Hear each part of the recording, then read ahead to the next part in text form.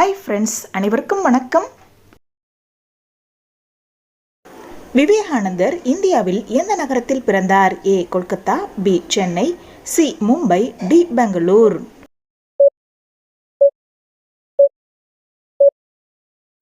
சரியான விடை கொல்கத்தா. மகாத்மா காந்தியை தேசப்பிதா என்று முதலில் அழைத்தவர் யார்? A Rajaji, B Netaji, C Jawaharlal Nehru, D Rajendra Prasad.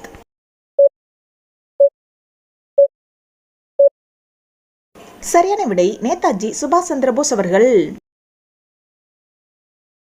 வானில் ஜெட் விமானம் பறந்து சென்ற பிறகு வெள்ளை நிற புகை கோடுகள் தெரிவது எதனால்? ஏ காற்றின் வேகத்தால், பி இன்ஜின் வெளிவிடும் புகையினால், சி மேகங்களை கிழித்துக் கொண்டு செல்வதால், டி நீராவி வெளிப்படுவதால்.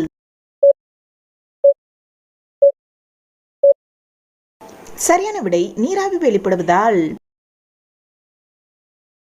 பகவத்கீதை மொத்தம் எத்தனை அத்தியாயங்களை கொண்டுள்ளது? ஏ 18, பி 16, சி 14, டி 12.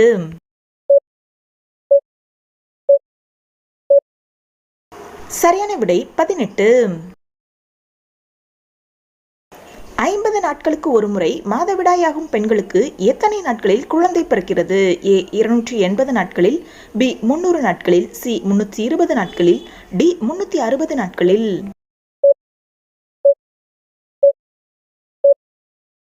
சரியான விடை 300 நாட்களில். தமிழ்நாட்டின் சித்தர் பூமி என்று அழைக்கப்படும் ஊர் எது? A Palanimalai, B Thiruvarur, C Tiruvannamalai, D Sundaramahalingam.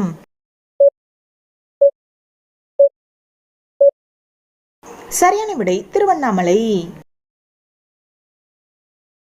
தமிழ்நாட்டில் நீண்ட காலமாக ஆட்சி செய்த வம்சம் எது? ஏ சேர வம்சம், பி சோழ வம்சம், சி பாண்டிய வம்சம், டி பல்லவ வம்சம்.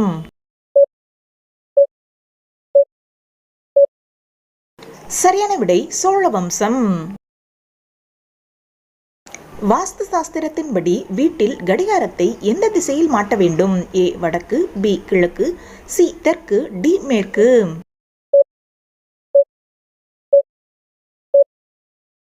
சரியான விடை வடக்கு அல்லது கிழக்கு.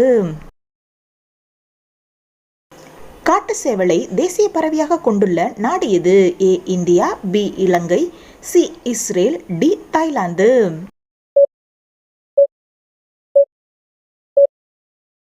சரியான விடை இலங்கை.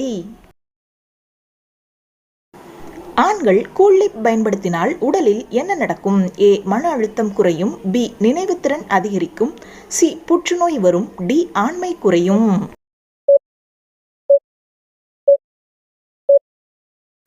சரியான விடை வாய் புற்றுநோய் வரும். கூல் லிப் அப்படின்றது என்னன்னா பாக்கெட்ல அடைச்சு விற்கக்கூடிய ஒரு போதை தரக்கூடிய புகையிலை.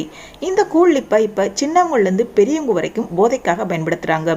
இதுல சிகரெட்ல சேர்க்கப்பட்டிருக்க அளவை விட அதிக அளவுல நிக்கோட்டின் சேர்க்கப்பட்டிருக்கு.